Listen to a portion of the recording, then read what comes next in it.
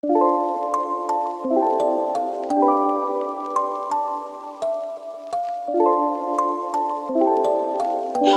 back to the I Am Praise Network, where the favor of God is increasing every single day. I am so happy that you're here to join us.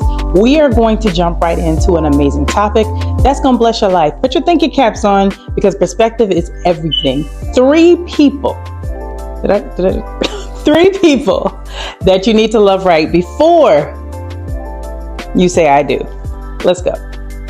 Love is in the air and connections are happening, guys. What do y'all like to say? Cuffing season, all that little jargon and stuff like that. But let me just be straightforward and get to the meat of it. How you treat these specific relationships in your life are training you on how you treat your spouse, whether you realize it or not. And hey, learn from my mistakes, but there is a lot of psychological statistics that even prove this. And I want to jump right in with the first relationship, and you'll see where I'm going with this. Let's go.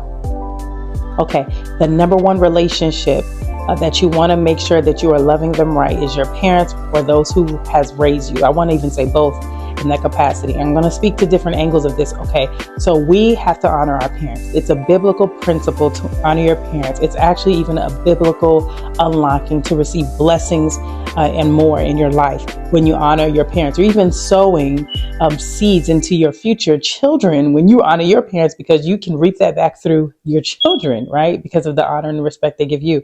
But why is this relationship important? Why is this an important relationship that you want to make sure that you're loving them correctly before you say I do to somebody? Is because I do not care what you have been through with your parents. I don't care if your parents were not present. I don't care if they were present and abusive. I don't care what the case may be. How you treat and respect and honor your parents and those who have raised you as well is something that is training you.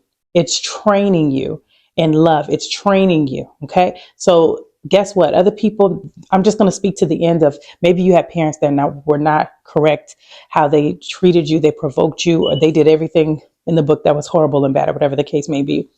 I'm telling you right now, God is looking at your response and your reactions, and you'll be surprised how God will mend, heal, and fix things with you having a healed and whole perspective towards it. So why is the parental relationship important? You know, especially those who have raised you, whether it's a grandparent, whether you are a foster child, or whatever the case may be. Why is that an important relationship that needs to be correct?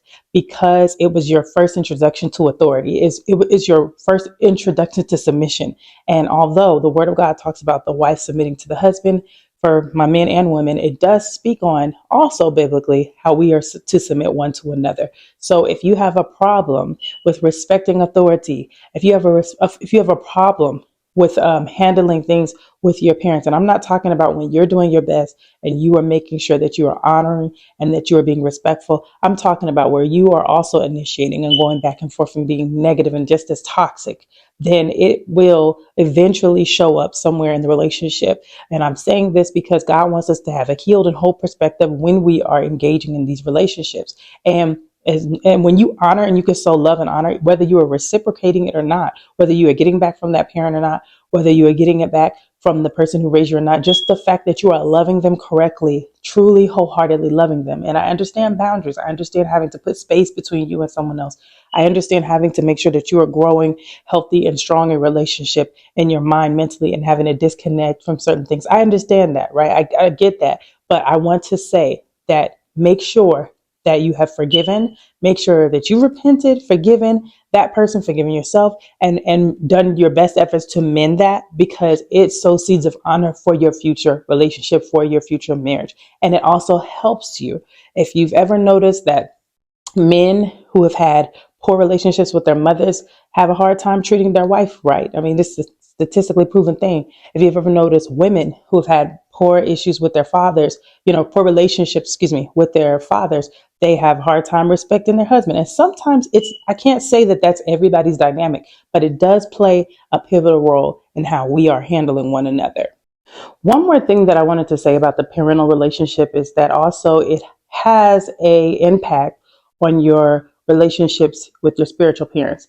Your pastors, for those who don't know what I'm talking about, like your pastors, your mentors spiritually that are there to help you and guide you in life. When you don't handle your relationships with your parents correctly, it definitely leans into that. And I'm literally speaking on your responsibility, like your responses, your reactions, and your honor and dishonor. That's what I'm speaking on. Okay. God will deal with parents. God will deal with those who raise you. If some person is mishandling you or anything like that, a lot of times people want to focus on that because they haven't forgiven. They're not whole and they haven't really given it to God. But this is a dynamic relationship that you want to make sure that you get in order and that you are producing true, genuine love, that you can forgive them and release that. Because whether you realize it or not, once you aim for marriage and you start preparing yourself for it, it impacts it heavily. The next relationship that I want to speak on is the relationship with your siblings. If you don't have siblings, it can apply to cousins or people that you grew up with. Just making sure you have a healthy relationship there. You can, and keep this in mind, guys. I know that everybody don't work right. I know that that folks be acted up in a family. I get it. I have a family, y'all. I do have a family. But I'm saying that your responses, your reactions are that of love and producing something that God can be pleased with. I feel the sensitivity that people are getting when watching this video because, of course, these are relationships that may not be the best relationships in some people's lives. But the reason why it is really important is because it's your responses and your reactions. It's about emotional intelligence, and it's about a pattern of what you are putting out, what you're projecting, and what you're doing. Because that is ultimately what determines you having good, healthy, successful relationships. Is your responses, your reactions, your boundaries, your words. Let's go to the next one. Friends. How many of us have them? Okay. The next relationship that I want to talk to you about is your relationship with your friends. Love your friends well. Okay. I understand we don't all have like a whole handful of friends all the time, and friends are very, very valuable. But the reason why this is an important relationship that you want to make sure you're loving them well, because even going into your marriage and different things, one thing you want to make sure you have the right friends, healthy friendships. And once you know that, ma'am or sir, love those friends well and make sure that you're praying for them, that you can have healthy conversations with them, and that those are relationships that are speaking volumes of God's goodness in your life and of healthy communication in your life, because that is where you practice that.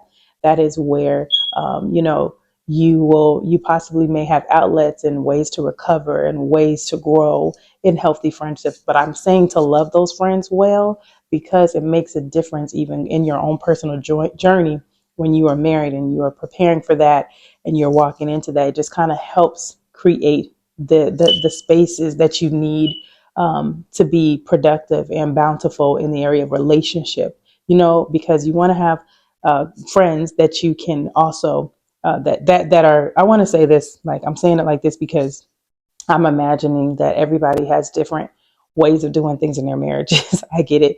But when it comes to friendships, it's always good to have like healthy couples, healthy friendships that know you, that can hold you accountable. So I want to say that that has a lot to do with how you are loving them, how you are, in your relationships with them. Like, and it also projects on your husband or your wife. For those that are in that vein, a lot of times people treat their friends poorly and they try out crazy stuff on their friends, and their friends may tolerate because they've known them forever or whatever the case may be. So you got to correct those things, or you have to make sure that you are in the posture that, can your friend say you're a good friend? Can your friend say that you're healthy? Can your friend say that you are a person that is a person of their word? Can your friend say that you are timely and efficient? And your friends see a lot of things about you that maybe others don't see. So making sure that you're loving them well, that you're treating them well, and vice versa. You want to make sure you have friends that are doing the same as far as treating you well and healthy and godly relationships. But it's a very important relationship as well that does impact your spouse relationship. It does impact that, because a lot of times our friends make up a lot of how we see things and our perspective. They influence those things. So we want to make sure that we have those healthy dynamics in our friendship, and that we are sharing that, that healthy love, and that it's being reciprocated. That's something, if it's not, you need to cut it off. If that's not a healthy friendship, if there's issues, you need to deal with that. And even in your friendships, there should be healthy boundaries. Like, you're taught a lot with relationships overall. So this is why I wanted to dive into this, because many of us are getting ready to get married. Many of us are moving into different spaces and places, and God is doing a lot of beautiful things in our lives. And he wants to give you, I feel like this is like a video to give you a reminder of, hey, get your life in order. You know, a lot of times people don't have those relationships that they're looking for. They're the husband or the wife or the family or whatever it is that they're looking for, because they don't even treat the relationships in their life, you know, correctly. They're not even honoring those who are in their lives. They're not being respectful in their lives. And you reap what you sow. So sometimes it keeps producing poor relationships because of how you treat other people. So I'm saying this because I do believe that God has something amazing for you, splendid. This is your opportunity. This is like a wake up call for some people. Get those relationships in order, because God will use relationships. He uses people to help you, to test you, and to strengthen you, okay, and to fortify you. He does, whether we realize it or not. Of course, the underlying situation, I want to say, like, the main point is that you are responsible for your own actions. You're responsible for your actions. You're responsible for how you treat people. You're responsible for how you react. You're responsible for how you respond. So let's do this thing with Christ. Let's have the right character. Let's make sure that we are excellent communicators, that we have godly character, integrity, honor, because everybody sees those relationships that they want. They're like, oh my gosh, this knight in shining armor, or oh, this, that, and the other. You know, I love a good book, y'all. I'm gonna just tell you, I get lost in a good old book about relationships and healthy this and healthy that. I love things that reflect what I want to see, where I would like to be, things like that. But you can't just be like, I want this, and this, and then they just get you. No work done on yourself. You know, no honor, no integrity, lying, you know, stealing, thieving here and there, or, you know, backbiting, a gossiper, whatever the case may be. We've got to get ourselves in check so we can make room for all of the good things that God has in store for us. So I am just super duper blessed and excited to share this with you. And I hope that, you know, you got something that you learned. Tell me in the comment section what stood out to you about this video. What was one of the things you're like, I need to work on that. I need to work on my relationship there. Okay. As I said before, like, the underlying issue here is our responses, our reaction. That can be the issue, but it can also be the insurance. Woo! Okay, so what I'm saying is that your behaviors and your reactions and your responses have a lot to do with where you are in life right now, your success and where it's going and where it's growing. So make up your mind that you are going to love and love well.